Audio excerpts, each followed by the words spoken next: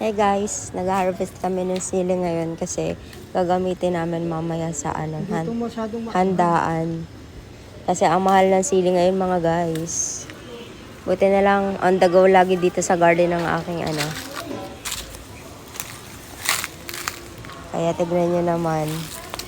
Dami naming na-harvest. Pati dahon po. Mahal yung kagaya nung nakaraan. Yung kumuha ako. Binigyan mo ako na may dahon. So guys, ihahalo kasi namin to mamaya sa handaan. So, tara, let's go mag-harvest tayo. Kaso nakalbo na rin pala, wala na halos.